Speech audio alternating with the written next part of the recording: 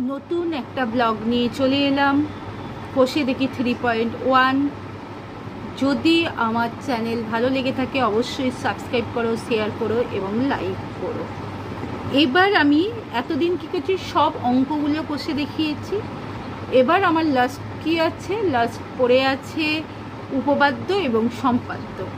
উপপাদ্য আর সম্পাদ্য ছাড়া বাকি সব কমপ্লিট অঙ্ক 10-এর। উপপাদ্যটা একটু কঠিন লাগে বলে আমি একটু পরে শুরু করছি। উপপাদ্যগুলো যেগুলো আছে উপপাদ্য সেইগুলো বোঝাবো, আর কিছু কিছু প্রয়োগ বোঝাবো। সব প্রয়োগ নয়, কারণ সব প্রয়োগ সবাই বুঝতে পারবে না। এছাড়া যারা নিজেরা পারবে বাকি প্রয়োগ করে ফেলবে, কারণ আমার উপপাদ্য শিওর আসবে, প্রয়োগও আসবে, কিন্তু কোন প্রয়োগটা আসবে আমি বলতে পারছি না। প্রচুর করতে হবে, একমাত্র যারা নিজেরা করতে পারবে তারাই প্রয়োগ করতে পারবে। তাই উপপাদ্য অবশ্যই বুঝাবো, প্রয়োগও একটা দুটো করে করিয়ে দেবো। আর যেইটা করব দেখবে যে কোথাও শর্ট কোশ্চেন আছে, সত্য মিথ্যা, শূন্যস্থান পূরণ, এক কথায় উত্তর, 2 নম্বরে উত্তর, এইসব জায়গায় খুব জ্যামিতির প্রশ্নগুলো আসে। সেই জন্য আমি এই কোষে দেখি 3.1, 3.2 বড় বড় কোশ্চেনগুলো নয়, ছোট ছোট কোশ্চেনগুলো করে দেবো। যেমন কোষে দেখি 3.1 পেজ নাম্বার 52। ঠিক আছে, এক আছে, একটা আমি করাবো না, 2 থেকে চলে যাচ্ছে। নিচে বক্সে বুঝে লিখি, কি লিখবো সেইটাই তোমরা শিখবো। অ্যাকচুয়ালি এটা শূন্যস্থান পূরণ, কিন্তু এইভাবে দিয়েছি, একটি বৃত্তে ড্যাশ বিন্দু আছে। একটি বৃত্তে কটা বিন্দু আছে? এই মাঝখানে বক্সে বসবে অসংখ্য, একটি বৃত্তে অসংখ্য বিন্দু আছে।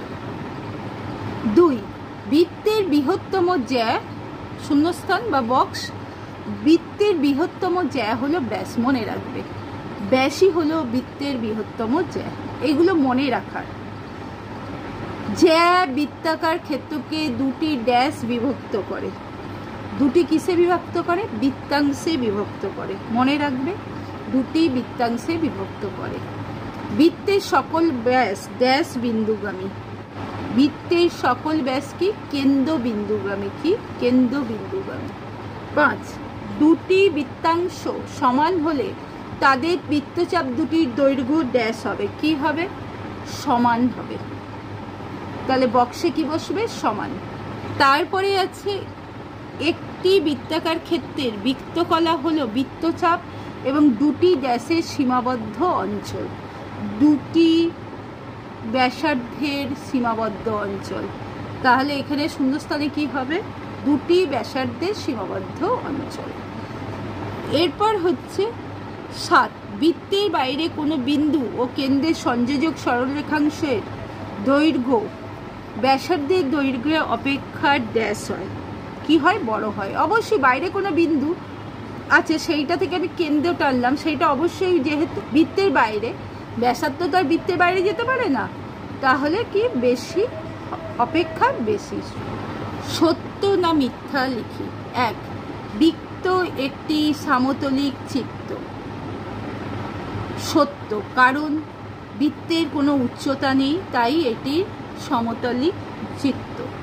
বৃত্তাংশ একটি সমতলিক ক্ষেত্র। সত্য, কারণ বৃত্তাংশ হলো বৃত্তের একটা অংশ। বৃত্ত নিজে যদি সমতলিক হয় তাহলে বৃত্তাংশও সমতলিক হবে। বৃত্তকলা একটি সমতলিক ক্ষেত্র। সত্য, ওই একই কারণ, বৃত্ত সমতলিক ক্ষেত্র হলে বৃত্তকলাও বৃত্তের অংশ, তাই সেও সমতলিক ক্ষেত্র। জ্যা একটি সরল রেখাংশ। এইটাও সত্য, তোমরা নিচু ক্লাসে বৃত্তের জ্যা দেখে এসছো, তাহলে বৃত্তের জ্যা একটি সরল রেখাংশ, এটা কি? সত্য। এরপর হচ্ছে চাপ একটি সরল রেখাংশ। না, চাপ সরল রেখাংশ নয়, মিথ্যা। একটু দেখিয়ে দিই, এইটা হচ্ছে বৃত্তের জ্যা, অর্থাৎ পি আর কিউ, তাহলে পি কিউ বৃত্তের জ্যা, এটা সরল রেখা, বুঝতে পারছো? কিন্তু আমি যদি এ কিউ ধরি, এই যে এরকম বেঁকে আসছে, এইটা হচ্ছে বৃত্তের কি? চাপ। তা বৃত্তের চাপ তো বক্র আছে, তাই সরল রেখা নয়, তাই মিথ্যা। 6, একটি বৃত্তে সসীম সংখ্যক একই দৈর্ঘ্যের জ্যা আছে। মিথ্যা। একটি বৃত্তের সসীম সংখ্যক একই দৈর্ঘ্যের জ্যা আছে বলেছে, মিথ্যা। সবচেয়ে বড় জ্যা হলো ব্যাস, তারপর আস্তে আস্তে প্রত্যেকটা জ্যা কমবে। তাই কোনো দিন অসংখ্য যদি জ্যা থেকেও থাকে, অসংখ্য জ্যা আছেও, তাদের দৈর্ঘ্য সর্বদা এক হয় না, তাই এটা মিথ্যা। 7, একটি নির্দিষ্ট বিন্দুকে কেন্দ্র করে একটি বৃত্ত আঁকাই সম্ভব। এইটাও কি মিথ্যা? একটি বিন্দু কেন্দ্র করে আমি অসংখ্য বৃত্ত আঁকতে পারি বিভিন্ন ব্যাসে। 7 হয়ে গেল। 8, দুটি সর্বসম বৃত্তের ব্যাসার্ধের দৈর্ঘ্য সমান। সত্য, দুটি সর্বসম বৃত্তের ব্যাসার্ধের দৈর্ঘ্য সমান হয়। বুঝতে পেরেছ? উপপাদ্য 32, পেজ নাম্বার 59। ব্যাস নয় এরূপ কোনো জ্যায়ের উপর বৃত্তের কেন্দ্র থেকে লম্ব অঙ্কন করা হলে ওই লম্ব জ্যাটিকে সমদ্বিখণ্ডিত করে।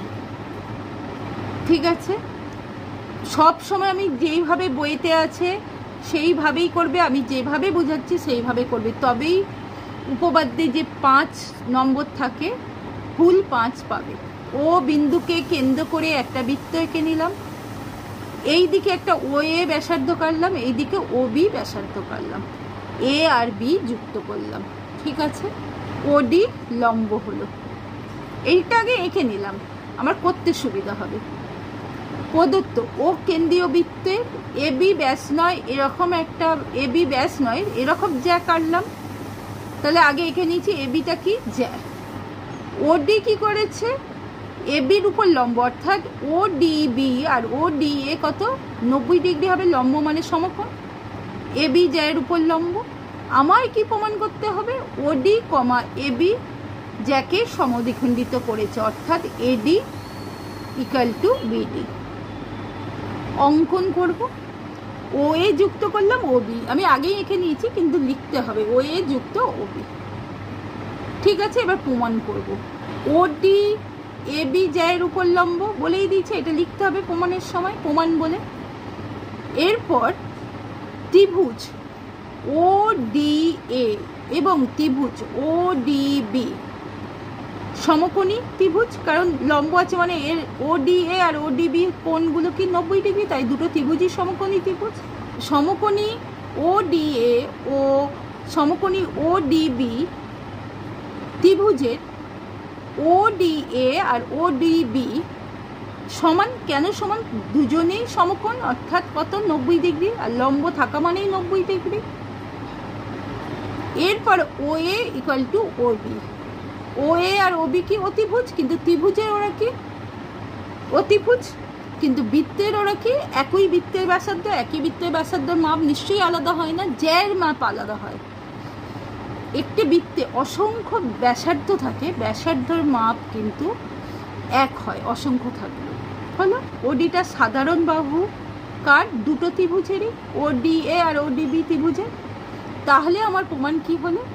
ত্রিভুজ, এটা ত্রিভুজের চিহ্ন, ও ডি এ সর্বসম চিহ্ন, এটা ত্রিভুজ ও ডি বি। তাহলে ত্রিভুজ ও ডি এ ত্রিভুজ ও ডি বি সর্বসম হলো। ব্র্যাকেটে কিন্তু এটা লিখতে হবে আর এইচ এস সর্বসমতার শর্ত অনুসারে। আর এইচ এস মানে কি? Right hand side. তাহলে যদি দুটো ত্রিভুজ পুরো সর্বসম হয়, প্রত্যেক জিনিসটাই সর্বসম হবে, তখন তাহলে এডি ইকুয়াল টু বিডি হচ্ছে সর্বসম, কারণ আমরা জানি সর্বসম ত্রিভুজের অনুরূপ অংশ সমান হয়। তাহলে প্রমাণ হলো। আর খেয়াল করে দেখো ব্র্যাকেটে এই যে যেমন লিখেছে প্রত্যেকটি কোণ সমকোণ, একই বৃত্তের ব্যাসার্ধ, আর এই যে সর্বসমতার শর্ত অনুসারে, আর এইটা হলো সর্বসম ত্রিভুজের অনুরূপ অংশ। এই ব্র্যাকেটের কথাগুলোও লিখতে হবে। বলবে যে টিচার তো জানে, শিক্ষকরা সবই জানে, কিন্তু তুমি কতটা জানো সেইটা আমায় খাতায় লিখে জানাতে হবে। আর সেইটা জানাতে গেলে তোমাকে প্রত্যেকটা অংশ লিখতে হবে। প্রত্যেকটা লিখে দিলেই আমার 4 নম্বর পুরো পাওয়া যাবে। নিশ্চয়ই বুঝতে পেরেছো? বুঝতে পারলে আমার চ্যানেলটাকে সাবস্ক্রাইব করো, শেয়ার করো এবং লাইক করো।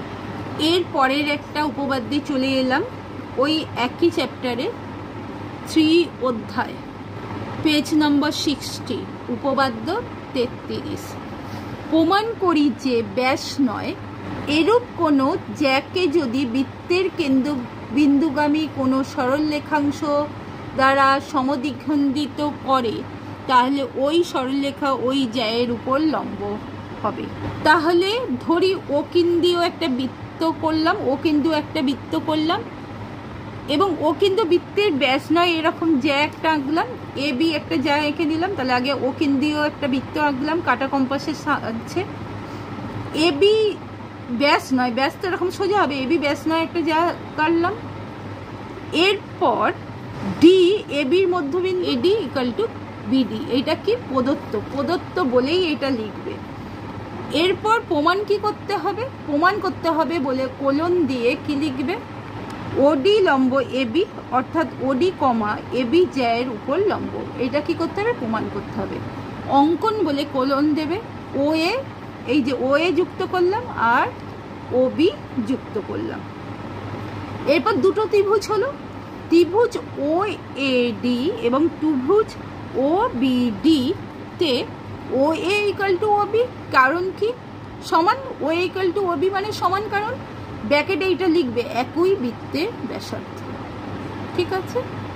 এরপর এডি সমান ডিবি প্রদত্ত, এডি সমান ডিবি হচ্ছে কেন, প্রদত্ত বলে দিয়েছে ডি এবির মধ্যবিন্দু, তাহলে ডি যদি এবির মধ্যবিন্দু হয় তাহলে সমান হবে।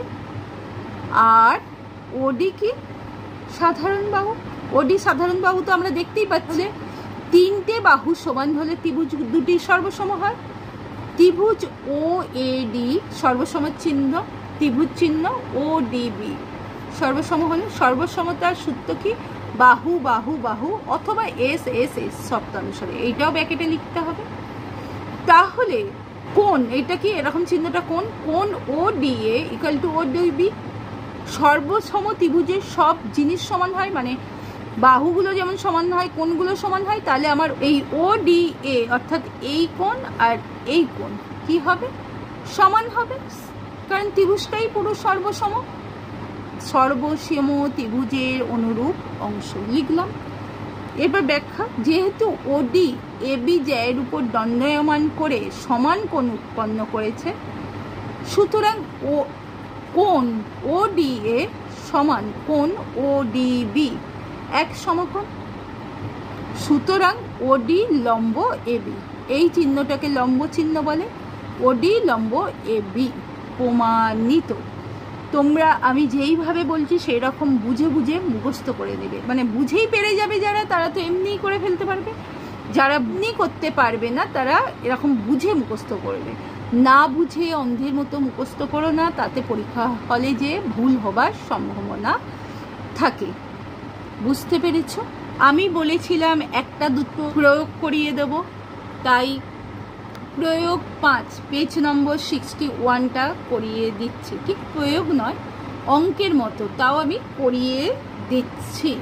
প্রয়োগ বলা আছে বলে বলছি। প্রয়োগ 5, নিয়ামত একটি বৃত্ত এঁকেছে যার ব্যাসার্ধের দৈর্ঘ্য 13 সেমি, অর্থাৎ ও একটি বৃত্ত, ও আর এ এটা ব্যাসার্ধ, যার মান হলো 13। আমি এই বৃত্তে একটি 10 সেমি দৈর্ঘ্যের জ্যা এঁকেছি, অর্থাৎ এবি এঁকেছি 10। এবি যদি 10 হয়, বৃত্তের কেন্দ্র থেকে এবি জ্যায়ের দূরত্ব হিসাব করি, অর্থাৎ এই ও এর উপর, ও এবির উপর একটা লম্ব করেছে, সেইটা নাম দিয়েছি এম, এই ও এম এর মান বার করতে হবে। ধরি বৃত্তের কেন্দ্র ও, এবি জ্যায়ের উপর ও থেকে লম্ব ও এম অঙ্কন করলাম, যা এবি কে এম বিন্দুতে ছেদ করলাম। A M equal to half A B, আমরা জানি এ এম ইকুয়াল টু এইটার লম্ব করছে এবং মাঝখানে করে, তাই এবির অর্ধেক হবে হাফ এবি, অর্থাৎ কত হচ্ছে 10 ছিল, 10-এর অর্ধেক কত হচ্ছে 5 সেমি। ব্যাস নয় এরকম কোনো জ্যায়ের উপর বৃত্তের কেন্দ্র থেকে লম্ব অঙ্কন করলে তা জ্যাকে সমদ্বিখণ্ডিত করে, এইটাই আমি বুঝাচ্ছিলাম, এটা ব্র্যাকেটে লিখে দিলাম। এরপর আমি ও এ এম একটা সমকোণী ত্রিভুজ পেলাম, ও এ জানি ও এম জানি, তাহলে পিথাগোরাসের সূত্র অনুযায়ী আমি কি করব, ও এ স্কোয়ার, কারণ অতিভুজ স্কোয়ার ইকুয়াল টু ভূমি স্কোয়ার প্লাস লম্ব স্কোয়ার, এটা ভূমি এটা লম্ব, তাহলে O A square equal to A M square plus O M square, পিথাগোরাসের সূত্র অনুসারে O M square equal to O A square minus A M square equal to 13 square minus 5 square. তাহলে কত হচ্ছে? 13 হচ্ছে 169 আর 25, 5 স্কোয়ার 25। তাহলে 169 থেকে 25 বিয়োগ দিলে কত হয়? 1 4 4 144 বর্গ সেমি। এবার 144 ওএম উঠে গেলে এটা কি 144 বর্গমূল হয়। তাহলে ওএম ইকাল টু 144-এর বর্গমূল করলে 12 সেমি। সুতরাং 13 সেমি দৈর্ঘ্যের ব্যাসার্ধ বিশিষ্ট বৃত্তের কেন্দ্র থেকে 10 সেমি চায়ের উপর লম্ব দূরত্ব কত হবে? 12 সেমি। নিশ্চয়ই বুঝতে পেরেছ। বুঝতে পারলে আমার চ্যানেলটাকে সাবস্ক্রাইব করো, শেয়ার করো এবং লাইক করো। প্রয়োগ 14, পেজ নাম্বার 64। আমি যুক্তি দিয়ে প্রমাণ করি কোনো বৃত্তের দুটি সমান্তরাল জ্যা এর মধ্যবিন্দু দুটি সংযোজক সরলরেখা কেন্দ্র বিন্দুগামী। ধরি ও কেন্দ্রবৃত্তের দুটি জ্যা এ বি ও সিডি। এই ছবিটাও নিতে পারি, এই ছবিটাও নিতে পারি। এ বি সিডি একই দিকে নিতে পারি ওয়ের, আবার ওয়ের দুদিকে দুটো নিতে পারি, যেটা ইচ্ছা। ঠিক আছে, এ বি ও সিডি পরস্পর সমান্তরাল। অবশ্যই এইটা আর এইটা সমান্তরাল, বা এইটা আর এইটা সমান্তরাল। এরপর হলো মধ্যবিন্দু কার? এ বির মধ্যবিন্দু হলো পি আর সিডির মধ্যবিন্দু কিউ। আমি এইটা দিয়েই বুঝাচ্ছি, এতগুলো দেখলে গুলিয়ে ফেলবে তোমরা। প্রমাণ করতে হবে পি কিউ, পি কিউ ও বিন্দুগামী। দেখো ও দিয়ে গেছে, ছবিতে তো গেছে, এবার আমাকে প্র্যাকটিক্যালি চলে গেছে, থিওরিক্যালি আমাকে প্রমাণ করতে হবে। অঙ্কন, ও পি যুক্ত করলাম, ও কিউ যুক্ত করলাম, ও বিন্দু দিয়ে এ বি ও সিডি সমান্তরাল সরল রেখাংশ অঙ্কন করলাম, এই যে এম এন। প্রমাণ কোলন দিলাম, পি এ বি জ্যায়ের মধ্যবিন্দু, অর্থাৎ ওপি, এই ওপি লম্ব A B,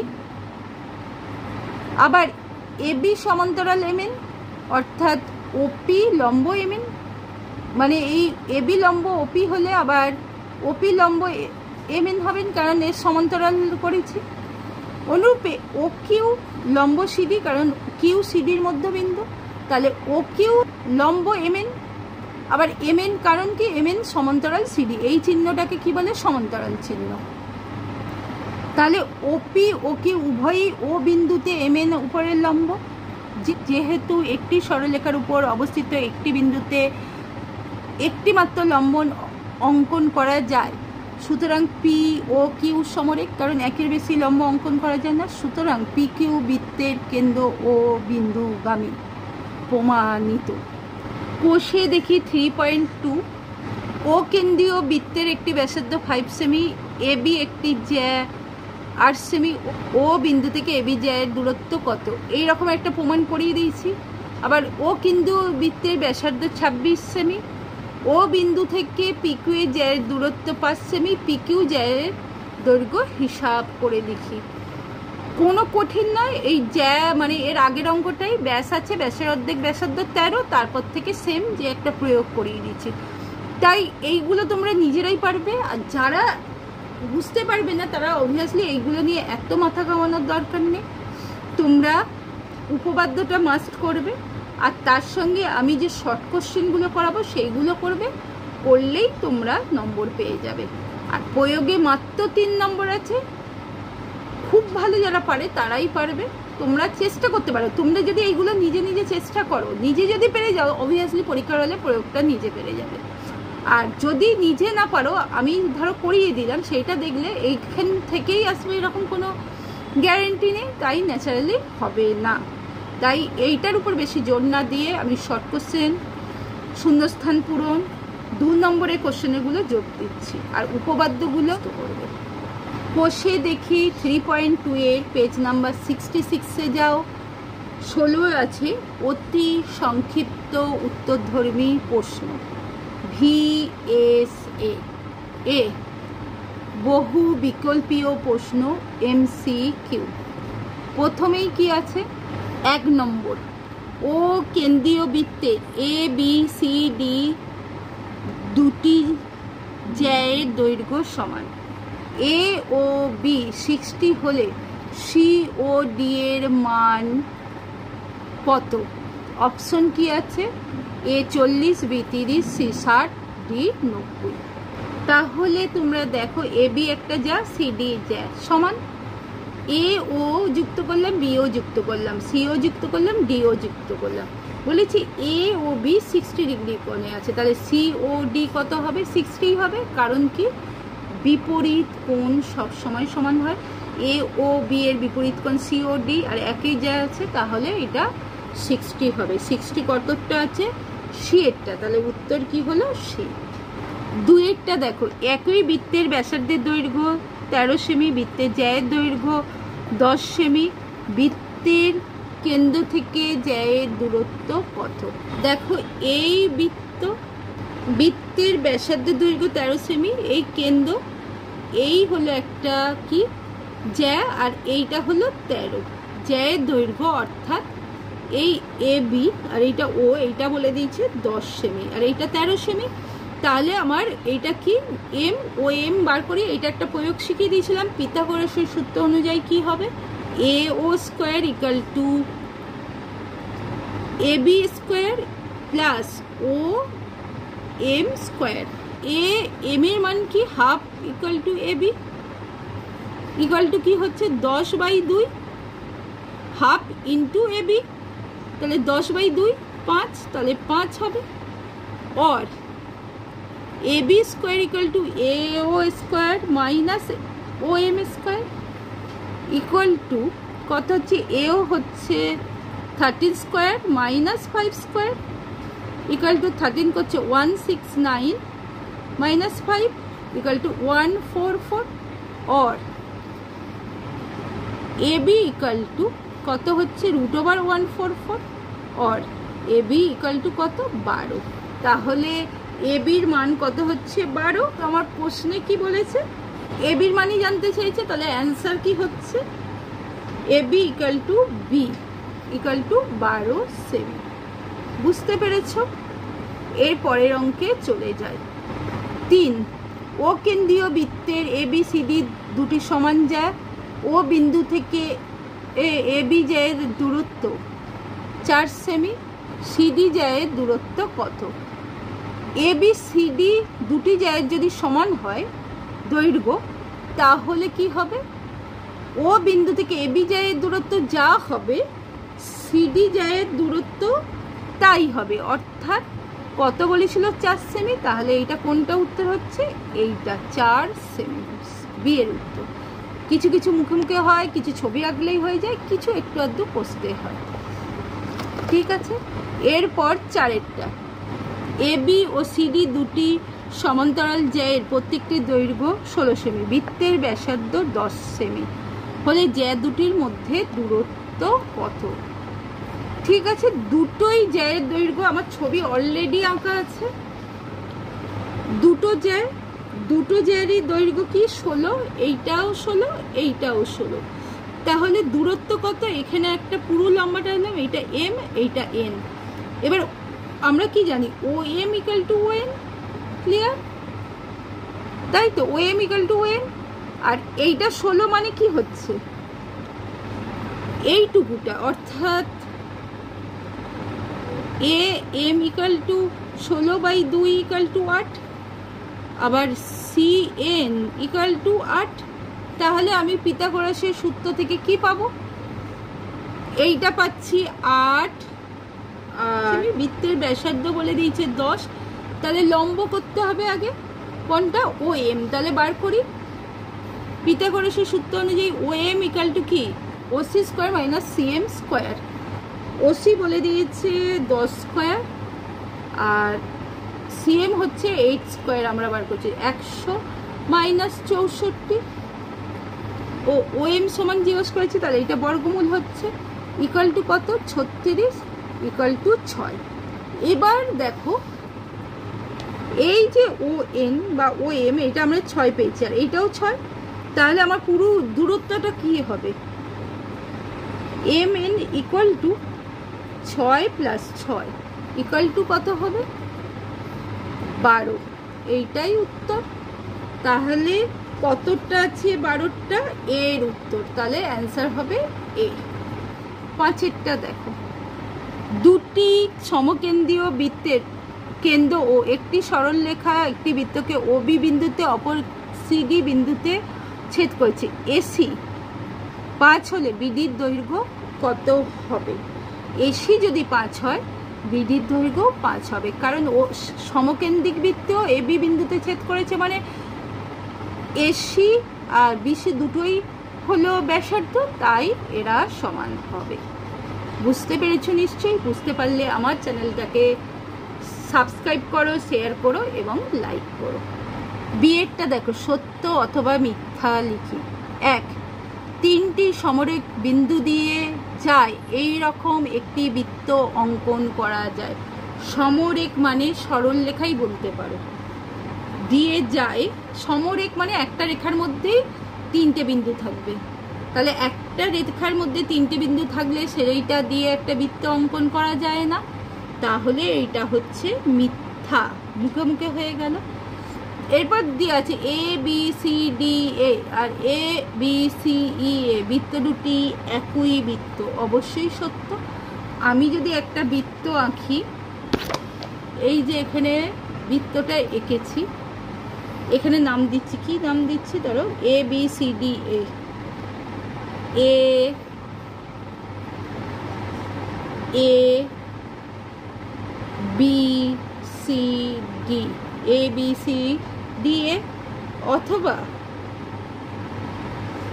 A B C D, এখানে একটা ই নিয়ে নিলাম, ই, তাহলে এ বি সি ডি এ, তাহলে একই বৃত্তের এগুলো বিন্দু, তাহলে সত্য।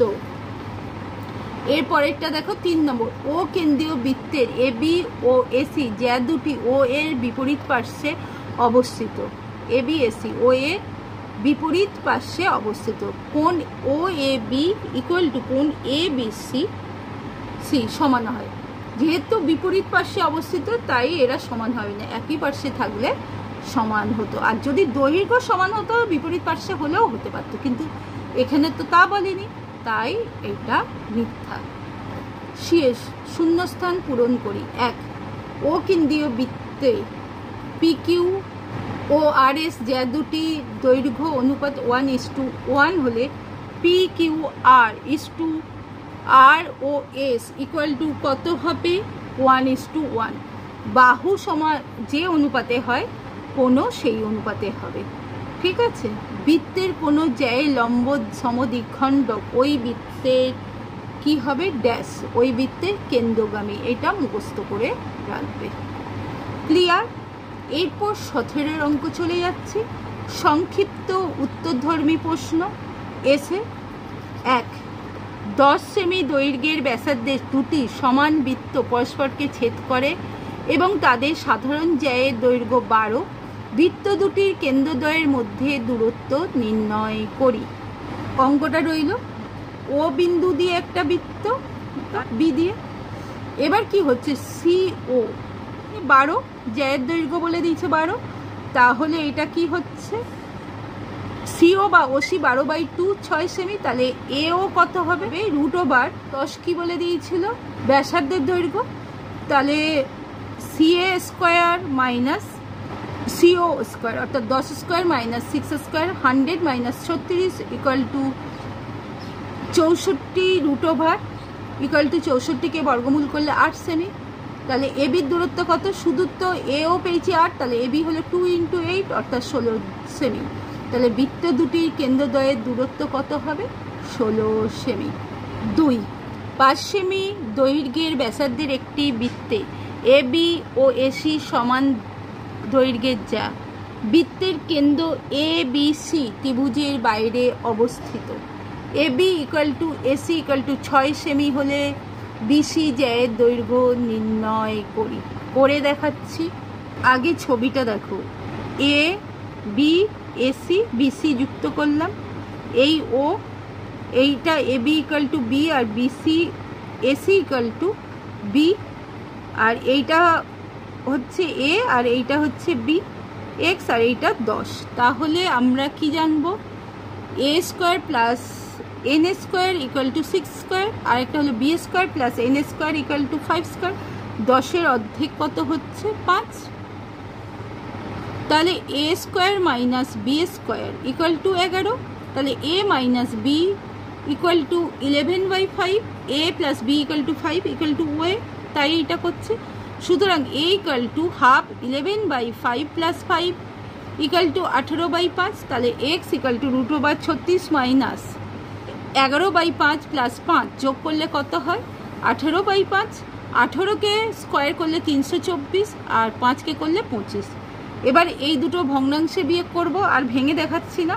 576/25 হচ্ছে, 576 বর্গমূল করলে 24 আর 25-এর 5, তা 2x ইকুয়াল টু কী হচ্ছে 2 × 24/5 অর্থাৎ 48/5 ইকুয়াল টু 5 দিয়ে ভাগ করলে কী হবে 5×45.30, 5×6 = 30 অর্থাৎ 9.6 সেমি। বুঝতে পেরেছো নিশ্চয়ই? বুঝতে পারলে আমার চ্যানেলটাকে সাবস্ক্রাইব করো, শেয়ার করো এবং লাইক করো। যাদের একটু বুঝতে সমস্যা হচ্ছে তারা বারে বারে দেখবে, আর যারা একদমই বুঝতে পারবে না এটাকে কষে দেখি 3.2 এর 17টা অমিট করে যাবে, 16টা মাস্ট করবে, 17টা অমিট করে যাবে, আর যারা পারবে বুঝবে। 3এরটা দেখো, ও কেন্দ্রীয় বৃত্তে এ বি ও সিডি যা দুটির দৈর্ঘ্য সমান, এ ও বি 60 ডিগ্রি, সিডি 6 সেমি হলে বৃত্তের ব্যাসার্ধের দৈর্ঘ্য কত তা নির্ণয় করি। দেখছি করে। একটা ও কেন্দ্রীয় বৃত্ত এঁকে নিলাম, এ বি ও সিডি যা দুটি দুপাশে আছে, সিডিও 6 সেমি সমান বলেছে, এ বিও 6 সেমি, এ ও বি 60 ডিগ্রি। তাহলে প্রশ্নটা ছিল কি বৃত্তের ব্যাসার্ধের দৈর্ঘ্য কত, অর্থাৎ ও এ অথবা ও বি মান কত। A B equal to C D equal to 6 সেমি, এ ও বি 60 ডিগ্রি। ত্রিভুজ এ ও বি সমবাহু ত্রিভুজ, 60 হলে 3টে কোণের মানই 60 হয়, তাহলে সমবাহু ত্রিভুজ হয়। তাহলে সমবাহু ত্রিভুজের 3টি বাহু সমান, তাহলে কি হচ্ছে A B equal to O A equal to O B equal to কত 6 সেমি, তাহলে ব্যাসার্ধ কি হচ্ছে 6 সেমি। এইটা সবাই বুঝতে পারলে, এটা খুব সহজ ছিল। 4এরটা দেখো, ও কেন্দ্রীয় বৃত্তের ভিতর পি যে কোনো একটি বিন্দু, বৃত্তের ব্যাসার্ধের দৈর্ঘ্য 5 সেমি এবং ওপি ইকুয়াল টু 3 সেমি হলে পি বিন্দুগামী যে জ্যাটির দৈর্ঘ্য ন্যূনতম তা নির্ণয় করি। ও কেন্দ্রীয় একটা বৃত্ত এঁকে নিলাম, এ বি একটা জ্যা, ও থেকে এ বির উপর লম্ব পি, ওপি 3 সেমি বলে দিয়েছে, আর ও বি অর্থাৎ ব্যাসার্ধ 5 সেমি বলে দিয়েছে। তাহলে আমি বিপি বার করব, বিপি ইকুয়াল টু কি অতিভুজ স্কোয়ার মাইনাস লম্ব স্কোয়ার, তাহলে বিপি ইকুয়াল টু √, পিথাগোরাসের সূত্র অনুযায়ী কি অতিভুজ স্কোয়ার মাইনাস লম্ব স্কোয়ার, অতিভুজ 5 তাই 5 স্কোয়ার, আর লম্ব কত ওপি অর্থাৎ 3 স্কোয়ার ইকুয়াল টু বর্গমূলের চিহ্ন 5 স্কোয়ার মানে 25 মাইনাস 3 স্কোয়ার 9 ইকুয়াল টু √, 25 থেকে 9 গেলে 16। এবার 16-র বর্গমূল কত হয় 4 সেমি, কিন্তু আমার এবি বলেছে আমি শুধু পিবি বার করেছি, তাহলে জ্যাটির দৈর্ঘ্য হবে 4 × 2 অর্থাৎ 8 সেমি। পি ও কিউ কেন্দ্র বিশিষ্ট দুটি বৃত্ত এ ও বি বিন্দুতে ছেদ করে, এ বিন্দু থেকে পিকিউ এর সমান্তরাল সরলরেখা বৃত্ত দুটিকে যথাক্রমে সি ও ডি বিন্দুতে ছেদ করে। পিকিউ 5 সেমি হলে সি ডি এর দৈর্ঘ্য কত নির্ণয় করি। নির্ণয় করে দেখাচ্ছি। পি দিয়ে একটা বৃত্ত অঙ্কন করলাম, কিউ দিয়ে একটা বৃত্ত অঙ্কন করলাম, পি কিউ যুক্ত করলাম, আর এরা যেখানে ছেদ করেছে একটা এ একটা বি, একটা জ্যা নিলাম, এরকম টেনে দিলাম, সি এ একটা জ্যা হলো আর এ ডি একটা জ্যা হলো। এবার পি কিউ 5 সেমি বলেছিল, তাহলে পি কিউ 5 সেমি, সিডি কত হবে 2 পি কিউ, তাহলে 2 × 5 ইকুয়াল টু কত হচ্ছে 10 সেমি। আশা করি বুঝতে পেরেছো। বুঝতে পারলে আমার চ্যানেলটাকে সাবস্ক্রাইব করো, শেয়ার করো এবং লাইক করো।